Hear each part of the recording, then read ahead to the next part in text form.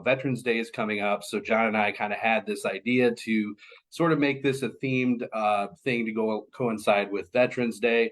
And so we're going to jump right into it. Again, the presentation is called Developing a Winning Mindset. You're going to see the agenda on the screen today. We're going to do some short introductions. We're going to go through the mission of Vantage Aging, what we do, the different sort of things that we do. We're going to watch a short motivational speech given by Admiral William McRaven from 2014 for the University of Texas. Some of you may have seen it already, but it's fantastic. I absolutely love it. And I want to hopefully show you how that kind of ties into, job searching, employment, those kinds of related concepts. So hopefully we'll make some connections today. We'll have a good time. Then we'll cap it all off by talking about what the Senior Community Service Employment Program is, and then open it up for any question and answers. The gentleman that was on here a little bit before, his name is John Roberts. He is the Elyria Regional Workforce Development Director. I'm back, Andrew. He's back. Yeah. There he is. Yeah, just on time. It was almost as if I summoned you by talking about your name. So yeah. So yeah, just like Andrew said, I'm the Elyria Workforce Development Director. I cover my main office is in Lorain. I cover Lorain County, Lorain, Cuyahoga, Lake, and Ashland County. So I've been doing this. I've been doing workforce development. I've been with Vantage Aging for almost 10 years. And in my previous life, I'm a retired Marine Master Sergeant. I did 20 years, and then once I got out, Vantage Aging gave me the opportunity, and this is what I've been doing ever since. And you're going to hear a lot of me reference things in the Marine Corps, and like Andrew said before, things about Veterans Day that I'll go over here in a few. So send it over to you, Andrew. Hey everybody, I'm Andrew Northrup. I'm the Northern Indiana Regional Workforce Development Director. So I cover the Northern Indiana region all the way over from by Chicago all the way to the border of Ohio, Northern Indiana. So those are the different areas that we cover. Excited to jump right in here for you today. And I'm going to turn it back over to John, who's going to talk a little bit about Vantage Aging's mission. Okay, so just to let you all know, obviously, I think that there's people on here that are not, that are not in our clientele basis, but this all, this all it coincides with everybody. Everybody is going to get something out of this. For that, I promise you. So, with that being said, I'm just go quickly over Vantage Aging's mission. So, Vantage Aging promotes a positive perspective on aging across 38 counties and now 37 Indiana counties. Since 1975, we've been empowering older adults with the skills and confidence they need to reach their career goals. Through the Senior Community Services Employment Program, funded by the Department of Labor, Ohio Department of Aging, and Indiana Department of Workforce Development, we provide paid hands-on training to job seekers ages 55 and older who are trying to re-enter the workforce. Vantage Aging is a 501c3 nonprofit that also provides home-delivered meals, home wellness solutions, and volunteer recruitment and placement throughout Northeast Ohio and now Indiana, with the goal that every adult has the opportunity to live a healthy life and age with independence, purpose, and dignity. All right. So with that being said, now we're going to be like Andrew said before, we're going to be using the video from Admiral McRaven's commencement address at the University of Texas. A couple of housekeeping things. Just make sure you're on mute. And the other, when we do some of when we start the videos, there's going to be a little bit of a delay. So just bear with us a little bit, but we'll get through that. Okay. So before we really get started, I kind of would be remiss to say that, I want to wish the happy 248th birthday to the United States Marine Corps on November 10th, which is tomorrow. It's back in 1775 in Tun Tavern, Philadelphia. The Marine Corps was born. Yes, you did hear that correctly. The Marine Corps was founded in a bar. So, you take that for whatever it's worth.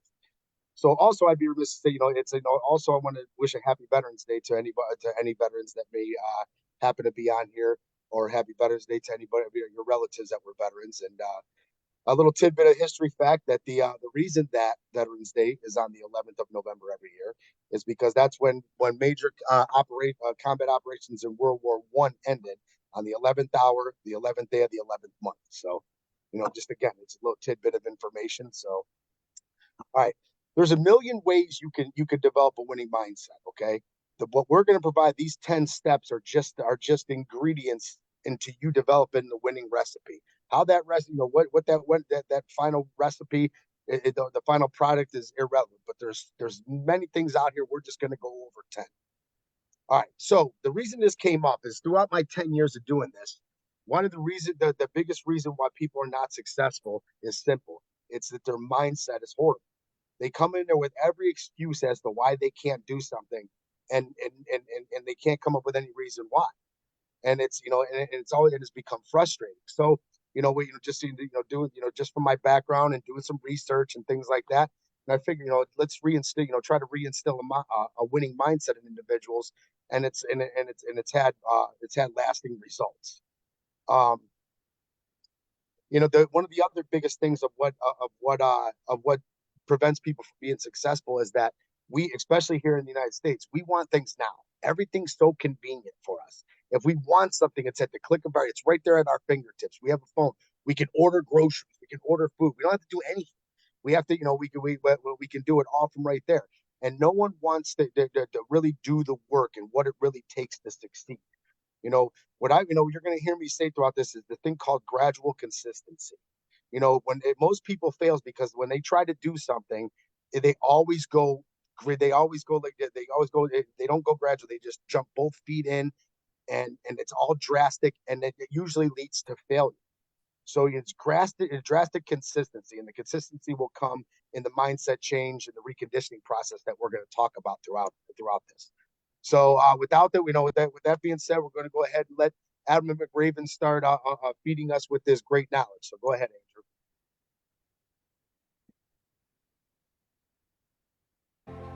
Every morning in SEAL training, my instructors, who at the time were all Vietnam veterans, would show up in my barracks room, and the first thing they'd do was inspect my bed.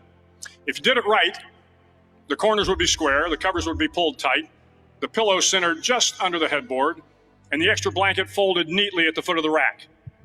It was a simple task, mundane at best, but every morning we were required to make our bed to perfection. It seemed a little ridiculous at the time, particularly in light of the fact that we were aspiring to be real warriors, tough, battle-hardened SEALs. But the wisdom of this simple act has been proven to me many times over. If you make your bed every morning, you will have accomplished the first task of the day. It will give you a small sense of pride, and it will encourage you to do another task, and another, and another. And by the end of the day, that one task completed will have turned into many tasks completed. Making your bed will also reinforce the fact that the little things in life matter. If you can't do the little things right, you'll never be able to do the big things right. And if by chance you have a miserable day, you will come home to a bed that is made, that you made. And a made bed gives you encouragement that tomorrow will be better. So if you want to change the world, start off by making your bed. Ladies and gentlemen, you would be amazed at how that simple concept can be a game changer. Once you get it, like he said, as soon as you get up and you make that bed, you got that one task complete. And what does that do? It starts the momentum for the rest of the day. It gets that ball rolling, and you start moving forward. And a way to keep you on is develop a routine. Whatever you do throughout the day, you develop a routine of what they're going to do. You want to, and I always put in that people need to exercise and eat healthy and things like that, because that all coincides with developing this winning mindset. But that always comes with developing a routine, and then that becomes conditioned, a reconditioned process that you just subconsciously do every day, and you're just used to getting tasks done, and then the tasks done one after the other. And again, you'll get that ball will continue to roll faster and faster and faster, and you'll see yourself, completing more tasks and wanting to do more. And obviously, finally, most importantly, is make no excuses. Instead of saying, making a think why I can't do it, think of a reason why you can. You find that driving force, whatever it is. Motivation comes and goes, but you have to find a driving force, whatever that is. Whether it's you want to better your position, like you want to move into, a better house, or you want that car, or you want to be able to, Whatever it is, you find that driving force that gets you up and keeps you moving every day. Roll on, buddy. Next slide.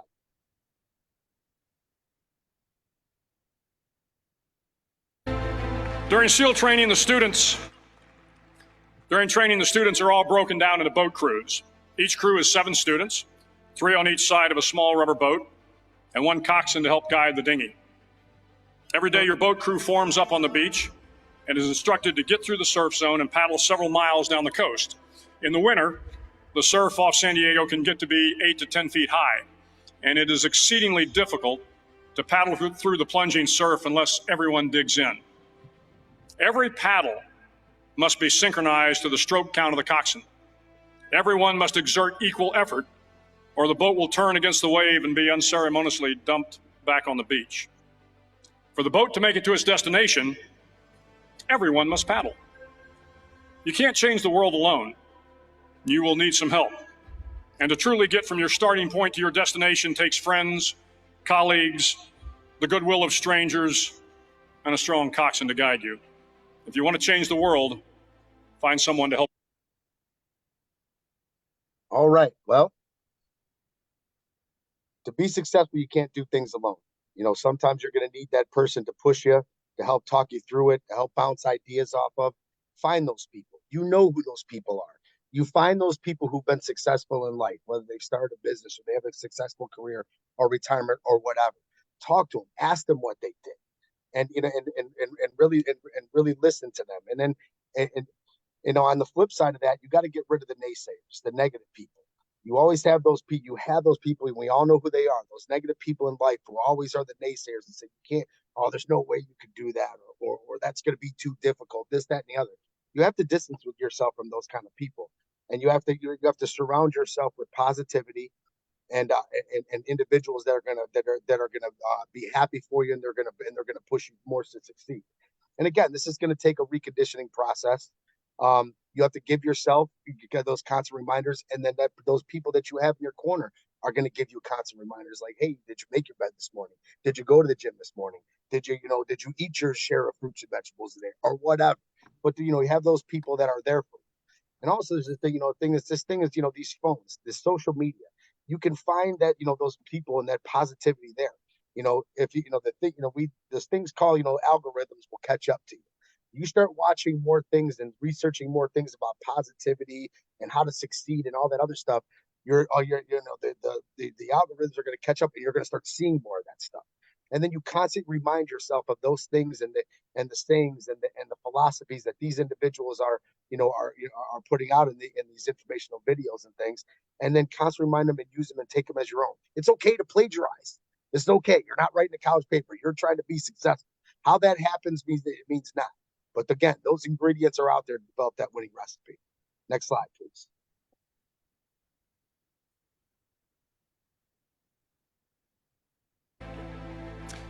Over a few weeks of difficult training, my SEAL class, which started with 150 men, was down to just 42. There were now 6 boat crews of 7 men each. I was in the boat with the tall guys, but the best boat crew we had was made up of the little guys, the Munchkin crew, we called them. No one was over 5'5". The Munchkin boat crew had 1 American Indian, 1 African American, 1 Polish American, 1 Greek American, 1 Italian American, and 2 tough kids from the Midwest. They out-paddled, outran, and outswam all the other boat crews.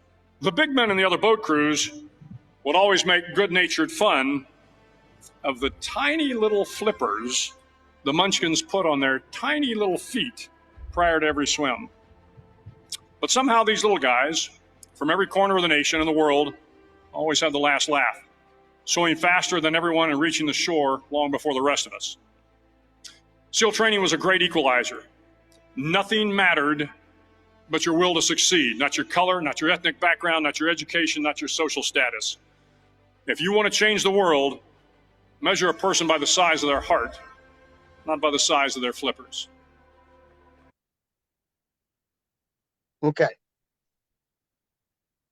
So what he's saying is no matter what your inherent characteristics are, your background, where you came from, Nothing is, nothing is going to prevent you from succeeding except for yourself. Now, obviously, if you have lofty expectations that and you have some kind of disability, you're probably not going to be at the starting tight end for the Cleveland Browns. Okay. However, realistic goals that you're setting for yourself to be successful are very attainable. The Admiral said it himself, with the diversity of all those individuals. And I guarantee you, they all had different upbringings. They all had different trials and tribulations they went through in their life. But they all went, they all got to the same place, and they all were successful. And the reason they were successful is because they had they developed that mindset to succeed. And that's it. There's no inherent characteristic was involved in that except for their own mindset. And it's just that simple. Next slide.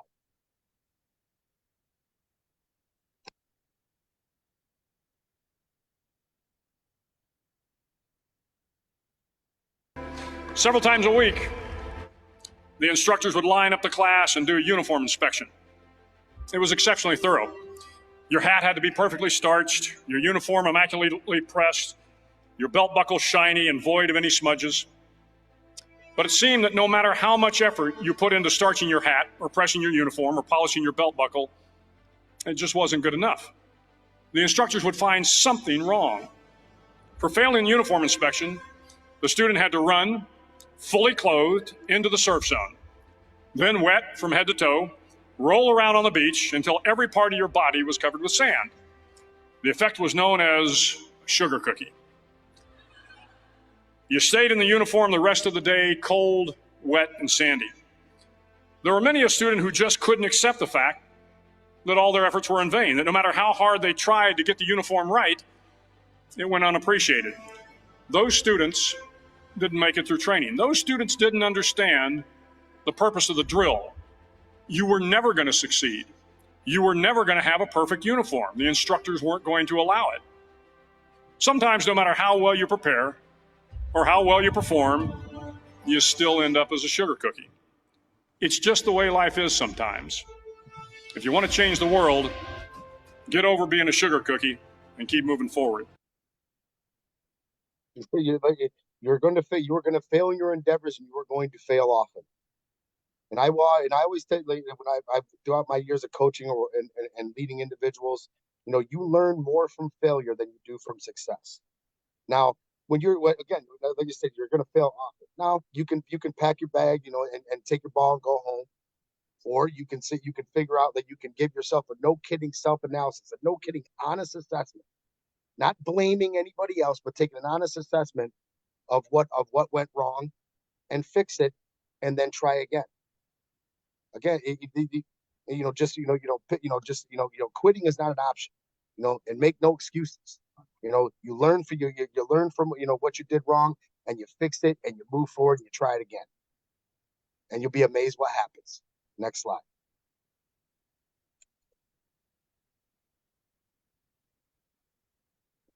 Every day during training, you were challenged with multiple physical events: long runs, long swims, obstacle courses, hours of calisthenics, something designed to test your mettle. Every event had standards, times you had to meet. If you failed to meet those times, those standards, your name was posted on a list. And at the end of the day, those on the list were invited to a circus. A circus was 2 hours of additional calisthenics designed to wear you down, to break your spirit, to force you to quit. No one wanted a circus. A circus meant that for that day, you didn't measure up. A circus meant more fatigue, and more fatigue meant that the following day would be more difficult, and more circuses were likely. But at some time during SEAL training, everyone made the circus list. But an interesting thing happened to those who were constantly on the list. Over time, those students who did 2 hours of extra calisthenics got stronger and stronger. The pain of the circuses built inner strength and physical resiliency. Life is filled with circuses. You will fail. You will likely fail often. It will be painful. It will be discouraging. At times, it will test you to your very core.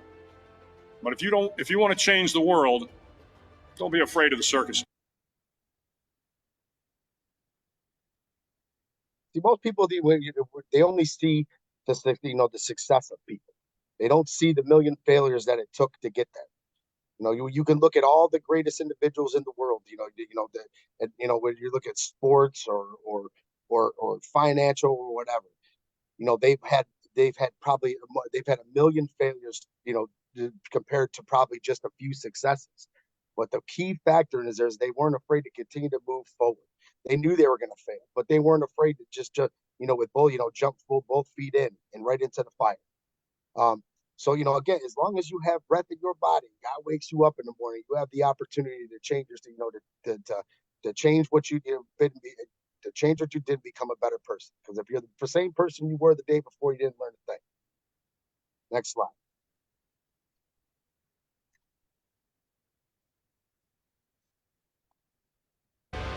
At least twice a week, the trainees were required to run the obstacle course. The obstacle course contained 25 obstacles, including a 10-foot wall, a 30-foot cargo net, a barbed wire crawl, to name a few. But the most challenging obstacle was the slide for life. It had a 3-level, 30-foot tower at one end and a 1-level tower at the other. In between was a 200-foot-long rope. You had to climb the 3-tiered tower, and once at the top, you grabbed the rope, swung underneath the rope, and pulled yourself hand over hand until you got to the other end. The record for the obstacle course had stood for years when my class began in 1977. The record seemed unbeatable until one day a student decided to go down the slide for life head first. Instead of swinging his body underneath the rope and inching his way down, he bravely mounted the top of the rope and thrust himself forward. It was a dangerous move, seemingly foolish and fraught with risk. Failure could mean injury and being dropped from the course. Without hesitation, the student slid down the rope perilously fast. Instead of several minutes, it only took him half that time. And by the end of the course, he had broken the record. If you want to change the world, sometimes you have to slide down the obstacles head first. Sometimes you just got to, just like the old Nike saying, just do it. So I know that there's things that people are afraid of the unknown, and it doesn't matter. Again, I was a 20-year Marine, combat hard and all that stuff. And when I went to start going to school, I was afraid to start going back to college. I couldn't, I don't understand why. I can withstand, the bullets and stuff, but I'm afraid to go to college. So again, I just said, one day I just decided, hey, this is what I'm going to do, and I did it. Sometimes you have to have one of those moments where you just look at your friend and you're sitting there and you're just like, hold my beer and watch this, and just go on and do what you got to, make it happen. Like the great Wayne Gretzky said this, and Michael Jordan caveated off it with the same kind of quote: "You miss 100% of the shots you don't take." What's the worst that can happen? You could fail. Okay, you fail, and then again you learn from it and you move on and you get better for the next time, and then the next time. And then, again, as long as you have breath in your body, you have that opportunity for change and develop to be a better person. It's just, again, these things are out there, ladies and gentlemen. It's up to you to go out there and get them. All right, so now we're going to play a little video. The name of this point is Face Down the Bullies. We're going to see what Admiral McRaven has to say about that.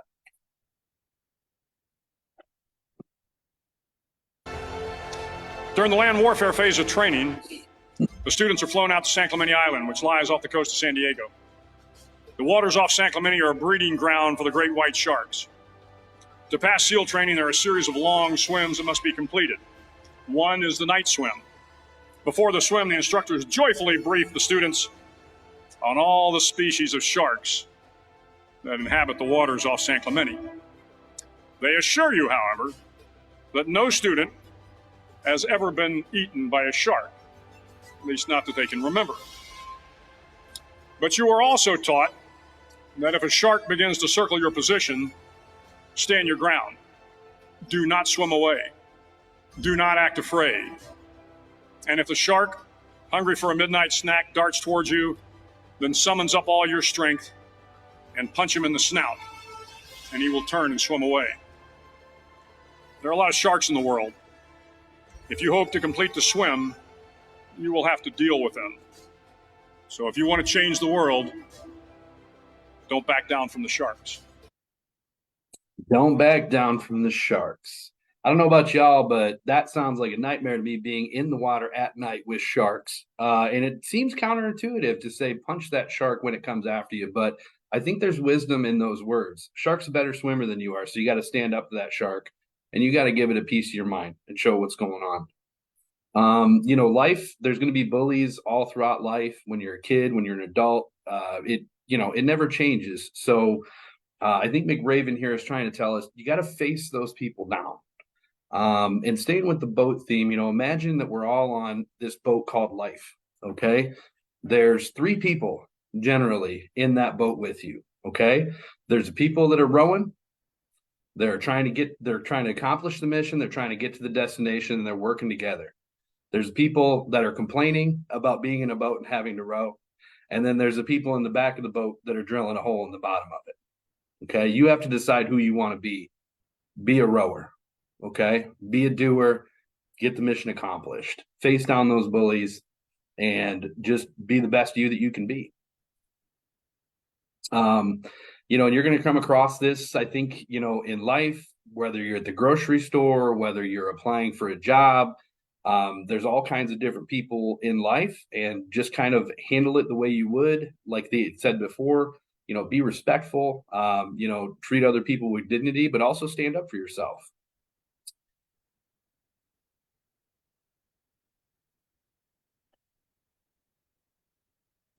As Navy SEALs, one of our jobs is to conduct underwater attacks against enemy shipping.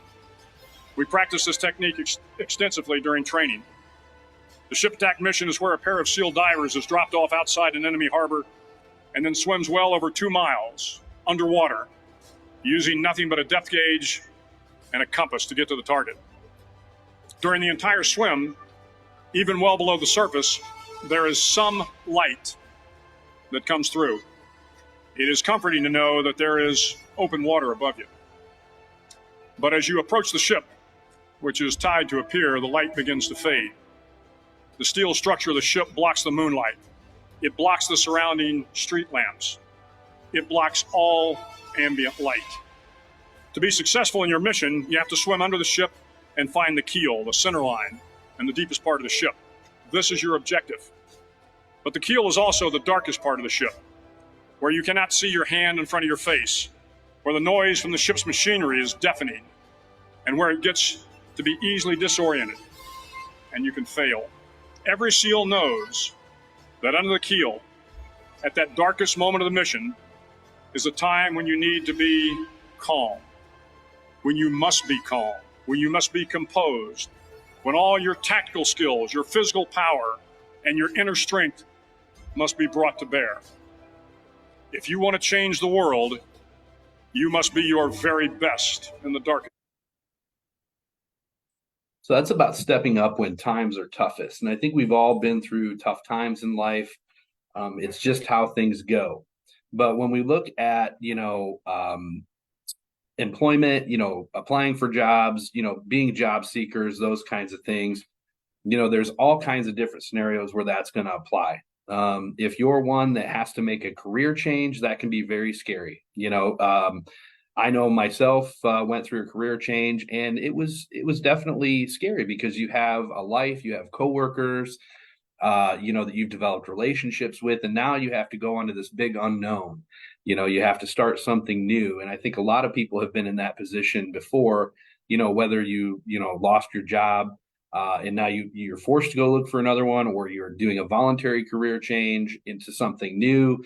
Those untested waters can be scary, but oftentimes those times when it's darkest and scariest are the times that we can put forth our best effort and that we can really pull it together and show what we're made of. So I think that was a great slide. I'm going to go on and talk a little bit about lifting up the downtrodden.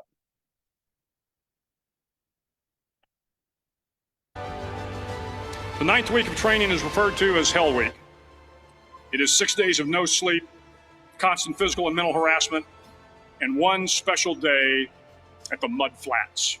The Mud Flats are an area between San Diego and Tijuana where the water runs off and creates the Tijuana Sloughs, a swampy patch of terrain where the mud will engulf you. It is on Wednesday of Hell Week that you paddle down to the Mud Flats and spend the next 15 hours trying to survive the freezing cold, the howling wind, and the incessant pressure to quit from the instructors. As the sun began to set that Wednesday evening, my training class, having committed some egregious infraction of the rules, was ordered into the mud. The mud consumed each man till there was nothing visible but our heads. The instructors told us we could leave the mud if only 5 men would quit. Only 5 men, just 5 men, and we could get out of the oppressive cold. Looking around the mud flat, it was apparent that some students were about to give up. It was still over 8 hours till the sun came up. 8 more hours of bone-chilling cold. The chattering teeth and the shivering moans of the trainees were so loud, it was hard to hear anything. And then one voice began to echo through the night. One voice raised in song. The song was terribly out of tune, but sung with great enthusiasm. One voice became 2, and 2 became 3, and before long, everyone in the class was singing. The instructors threatened us with more time in the mud if we kept up the singing, but the singing persisted, and somehow the mud seemed a little warmer, and the wind a little tamer, and the dawn not so far away. If I have learned anything in my time traveling the world, it is the power of hope. The power of one person, a Washington, a Lincoln, King, Mandela, and even a young girl from Pakistan, Malala. One person can change the world by giving people hope. So if you want to change the world, start singing when you're up to your neck in mud. I absolutely love that one. And it's so true. Lifting up the downtrodden. It takes one person to make a difference in somebody's life. So personally for me, that means, going the extra mile for folks that come in, that want to see me, that are trying to, get employed. I'm going to try and go that extra mile for them to hook them into, some other resource or something that's going to help them achieve their goals. And I don't think it stops there. I think we can help each other out a lot. I often have my participants, I tell them, hey, spread the word, tell people about Senior Community Service Employment Program. If you got friends or family who might benefit, share the word. This is, if we work together, we're so much stronger when we try to give each other hope and try to build each other up than when we tear each other down. So I think that's just so vitally important to just being healthy individuals, and getting the most that we can out of life is, trying to help your neighbor along too. We're definitely not alone. We're all in this thing together. And if we work together, we can accomplish some great things.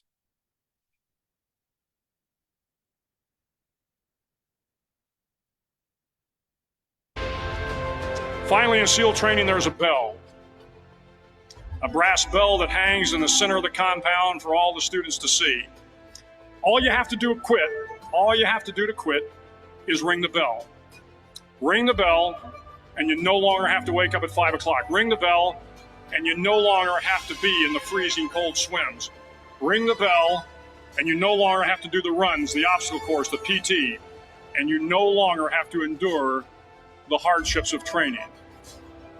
All you have to do is ring the bell to get out. If you want to change the world, don't ever ring the bell. So true. And, I think that especially this is applicable to, job seekers and employment type situations, because, you might apply to 15 or 20 different jobs and you might not get a call back, or you might even go interview and not get something, and you're putting in all this effort and time and you don't see the results. But every single one in attendance here today has something to offer the world, and you have a place. Don't give up. Keep trying. Maybe tweak your approach, talk to some friends and family. Like John had said earlier, it really does take a village, and rely on those resources. But whatever you do, don't give up, because you are special. You have something to offer, and just get out there and do your best and keep going. So that brings us to the end of the 10 points. I wanted to just summarize real quickly here. We went through those videos. Starting the day with a task completed, making that bed every morning, making yourself a healthy breakfast, whatever the case may be. making sure you go for a walk in the morning with your dog, whatever your situation might be, try to do something positive, start your day off on a positive note.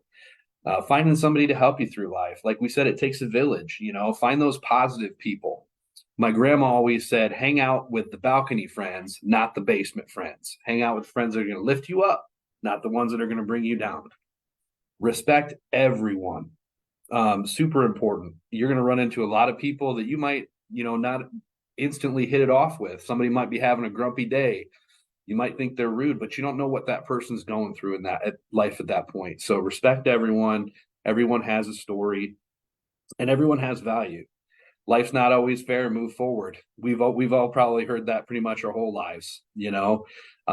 Just keep going. Keep going. Keep it striving to achieve. Keep trying to reach your goals. Don't be afraid to fail often, because failure is a part of life, and that's how we get stronger. Taking risks. If you stay in the safe zone your whole life, you're never going to hit the jackpot. You got to take risks. You got to get out there. You got to put yourself on the line a little bit to achieve. Facing down the bullies. Don't let people drag you down. Don't let life drag you down in general. Rise above. Step up when times are toughest. Dig down deep. Figure out what stuff you're made of, and then put it out there and give it all you got. Lift up the downtrodden. Try to help other people out. Try to go the extra mile for those that you're working with to help them achieve their goals. And last but not least, never give up. So that's Admiral McRaven. And I want to talk just briefly about what SCSEP is before we conclude for today. It stands for Senior Community Service Employment Program. It's a paid training program for older individuals who are trying to rejoin the workforce. There's three main criteria to apply for the program and be accepted. One is that you have to be 55 years or better. The second is you have to be currently unemployed. Lastly, you have to meet income guidelines for the program, which means you can only have made a certain amount of money the last 6 months. Eligible participants will learn skills on the job working alongside our training partners who are nonprofit or government organizations in and around the participants' local community. Participants utilize the skills that they learn and the networking opportunities that they get working with our training partners to find employment that meets their needs. So a lot of people might be looking to transition into a different type of employment. Some people may have lost their jobs and they're looking to get back into the market and are having some difficulty. But this opportunity can provide you new skills and networking opportunities that can help you cross that bridge. Participants will receive wages for the time that they spend training with our community partners and doing other pre-approved trainings through Vantage Aging. And probably the best thing is the program is zero cost to our participants and our community partners. So it does not cost them a thing. If you are interested in learning more about the SCSEP program, or if you think you might like to apply, I'd encourage you to please stay online, logged in after we take questions, and we would be more than happy to speak with you and point you in the right direction of how you can get your hands on an application. So last but not least, we're going to field any questions that you might have, comments, concerns. Anybody have anything for us today?